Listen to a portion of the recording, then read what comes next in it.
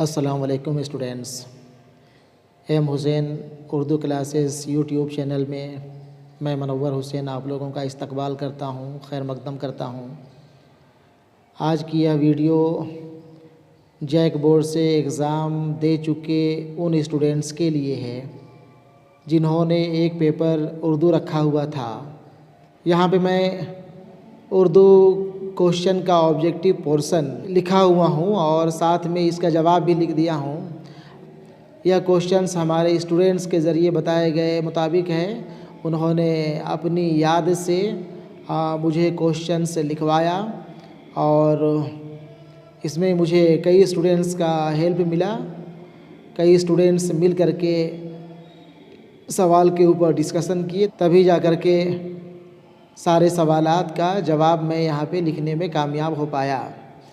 मैं चाहूँगा कि आप भी एक बार इन सवालों को देख लें और जवाब भी आप सुन लें, ताकि आपको यह पता चल पाए कि आपने इम्तहान में कितने ऑब्जेक्टिव सवाल का सही जवाब लिख पाया।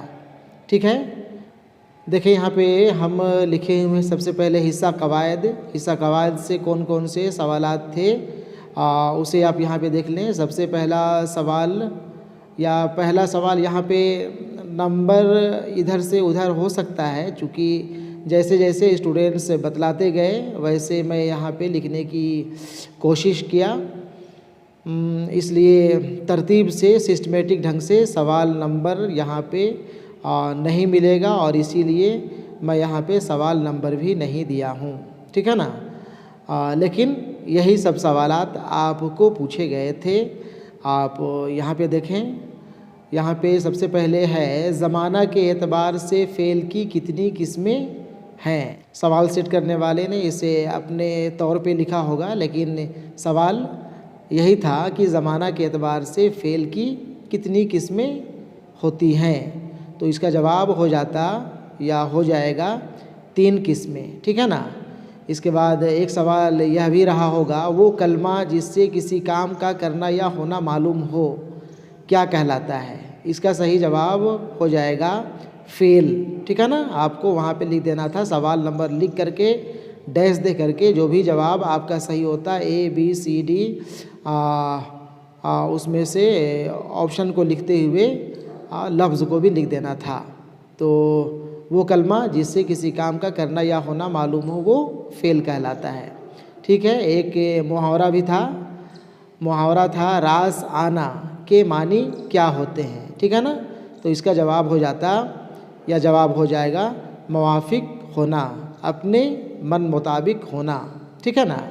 ऑप्शन में मुवाफ़िक होना ही शायद था, तो आपका जवाब मुवाफ़िक होना ही लिखा हुआ होना चाहिए। ठीक है। मैं उम्मीद करता हूँ कि रास आना के मानी मुवाफ़िक होना ही लिखे होंगे। ठीक है। इसके बाद यहाँ पे हम लिख दिए हैं नसरी सिन्फ़ से कौन कौन से सवालात थे वो आप देख सकते हैं। ड्रामा के मानी क्या होते हैं, यह सवाल रहा होगा। इसका जवाब हो जाएगा करके दिखाना। ड्रामा से ही एक सवाल रहा होगा, उर्दू ड्रामा के पहले मशहूर व मारूफ ड्रामा निगार कौन थे। तो इसका जवाब हो जाता आगा हश्र काश्मीरी। ठीक है ना। इसके बाद पहला चैप्टर अफसाना से सवाल था आपका, भोला की माँ का नाम क्या था। भोला की माँ का नाम था माया। सही जवाब हो जाता माया। ठीक है ना। इसके बाद एक और अफसाना है आपके निसाब में शामिल, नया कानून के मुसन्निफ़ का नाम पूछा गया था। नया कानून के मुसन्निफ़ का नाम बताएं रहा होगा क्वेश्चन में, या फिर नया कानून के अफसाना निगार कौन हैं, यह सवाल रहा होगा। जो भी सवाल रहा हो इसका सही जवाब हो जाएगा सादत हसन बंटू। ठीक है ना।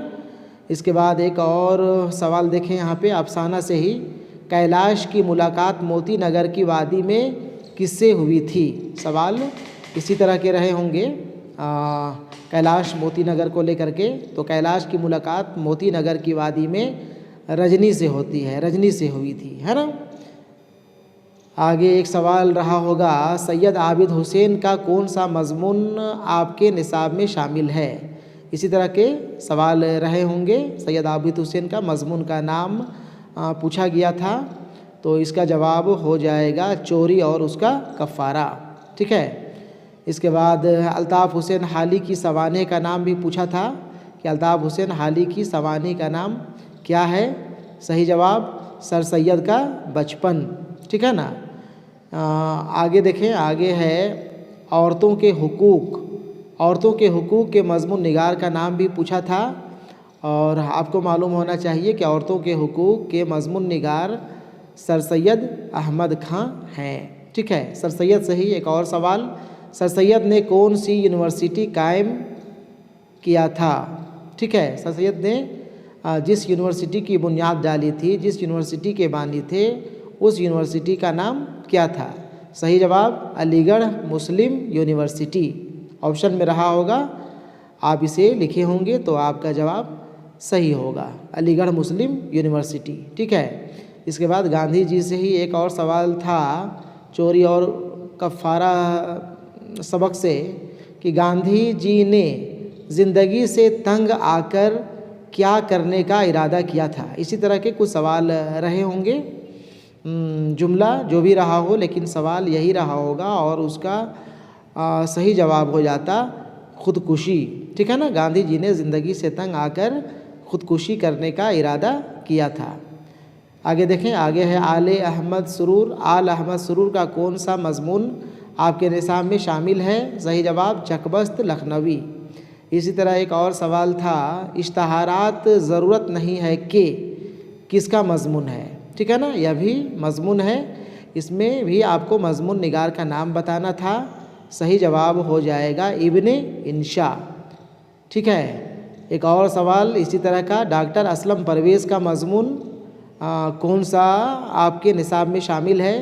तो इसका सही जवाब हो जाएगा माहौल बचाइए। ठीक है ना। या फिर सवाल ये भी रहा हो कि माहौल बचाइए के मज़मून निगार कौन है, तो सही जवाब वहाँ पे हो जाता डॉक्टर असलम परवेज़। ठीक है। एक और सवाल यहाँ पे देखें, उर्दू का पहला नाविल निगार। उर्दू का पहला नाविल निगार का नाम भी पूछा था। सही जवाब डिप्टी नज़ीर अहमद। नज़ीर अहमद उर्दू के पहले नाविल निगार थे। ठीक है। चकबस्त लखनवी, आल अहमद सुरूर का मज़मून चकबस्त लखनवी से ही एक सवाल चकबस्त लखनवी के बारे में पूछा गया था कि चकबस्त लखनवी कहाँ पैदा हुए थे। ठीक है। तो इसका सही जवाब हो जाएगा मलिहाबाद। ठीक है।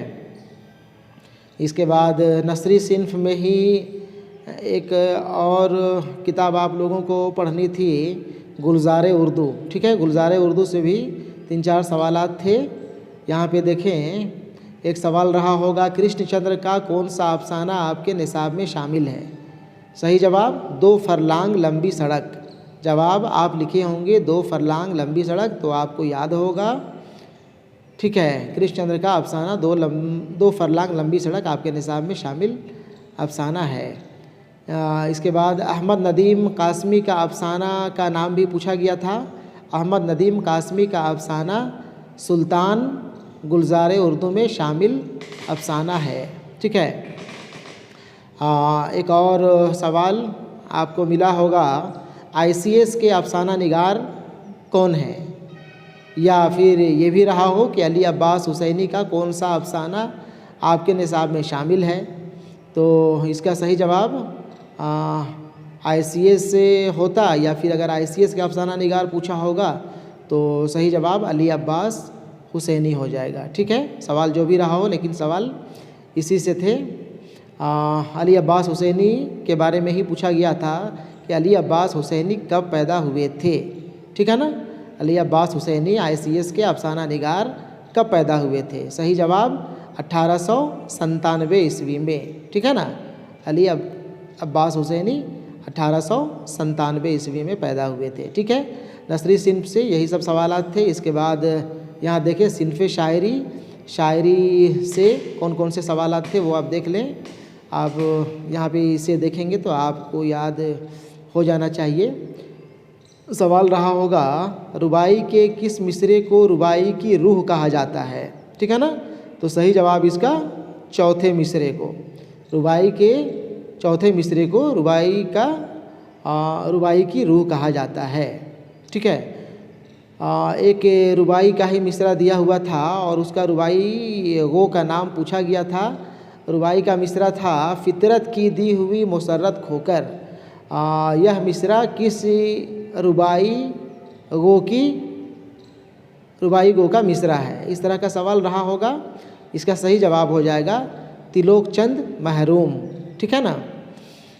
रुबाई से ही एक और सवाल, रुबाई किस ज़बान का लफ्ज़ है, यह भी सवाल आपको देखने को मिला होगा। सही जवाब इसका हो जाता अरबी, रुबाई अरबी ज़बान का लफ्ज़ है, ठीक है। इसके बाद नज़्म से देखें, अख्तर शिरानी की नज़्म का नाम पूछा था। अख्तर शिरानी की नज़्म जो आपके निसाब में शामिल है, उस नज़्म का उन्वान है ओ देश से आने वाले बता। आप अगर ओ देश से आने वाले बता लिखे होंगे तो आपका जवाब सही जवाब होगा, वरना आपका जवाब गलत हो सकता है, ठीक है। जोशमली आबादी की नज़्म का भी उन्वान पूछा गया था, या फिर हो सकता है ये पूछा हो कि गर्मी और देहाती बाज़ार किन की नज़्म है, या गर्मी और देहाती बाज़ार के नज़्म निगार कौन है, इस तरह का सवाल रहा हो। जो भी हो, बहरहाल यहाँ पे जोशमली आबादी की नज़्म का नाम गर्मी और देहाती बाज़ार है, ठीक है।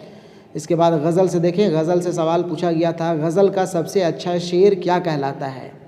तो सही जवाब हो जाएगा बैतुल गज़ल। बैतुल गज़ल जिसे शाह बैत भी कहते हैं, शाह बैत या बैतुल गज़ल जो भी रहा हो ऑप्शन में, आपका जवाब यही सही होगा, ठीक है। गज़ल से ही एक और सवाल, गज़ल के जिस शेर में शायर अपना तखल्लुस बयान करता है वो क्या कहलाता है। गज़ल के जिस शेर में शायर अपना तखल्लुस इस्तेमाल करता है वो शेर क्या कहलाता है। तो सही जवाब मक्ता का शेर कहलाता है, ठीक है ना। मक्ता ऑप्शन रहा होगा, आप मक्ता लिखे होंगे, आपका जवाब सही होगा, ठीक है। आगे देखें, शायर यास यगाना चंगीजी का असल नाम। शायर यास यगाना चंगीजी, इनको भी आपको पढ़ना था। इनका असल नाम पूछा गया है तो इनका असल नाम था मिर्ज़ा वाजिद हुसैन, ठीक है। इतने ही सवाल थे। यहाँ पे सभी सवालों को बच्चों की याद दहानी से लिख दिया गया है, उनसे डिस्कशन करके लिख दिया गया है। और मैं समझता हूँ कि आप लोगों को भी इसे देखने के बाद, मेरी बातों को सुनने के बाद यह बात याद हो गई होगी कि हाँ यही सब सवालात इम्तहान में आए थे और आपने कौन कौन सा जवाब लिखा था आपको बेहतर पता हो, ठीक है। बहरहाल जो बीत गई सो बात गई। चूँकि अब उर्दू का एग्ज़ाम हो चुका है, इसलिए अब इसके ऊपर बहुत ज़्यादा रोने धोने या खुश होने से भी कुछ होना जाना नहीं है। आप आने वाले दिनों में अपने अगले इम्तहान की तैयारी बेहतर से बेहतर तरीके से करें ताकि आपका रिज़ल्ट अच्छा से अच्छा हो, ठीक है। हमारी दुआएं आपके साथ है। मैं चाहता हूं कि जितने भी उर्दू स्टूडेंट्स हैं या बाकी के भी जो स्टूडेंट्स हैं उनका इम्तहान बेहतर जाए, ताकि आप रिज़ल्ट देख करके खुश हो जाएं और आपके साथ मैं भी खुश हूँ, हमारे जैसे टीचर्स भी खुश हो जाएं, ठीक है। आने वाले दिनों में भी आप मेरे साथ जुड़े रहेंगे इंशाअल्लाह। आप आगे चल कर के उर्दू सब्जेक्ट रखते हैं और आपको एक सब्जेक्ट उर्दू रखना चाहिए। आप आगे चल कर के 11-12 में उर्दू रखते हैं तो इंशाअल्लाह आपको मैं वहाँ भी गाइड करता रहूँगा। 11वीं 12वीं के क्लास में भी मैं आप लोगों के साथ मिलूँगा, ठीक है। अल्लाह हाफिज़।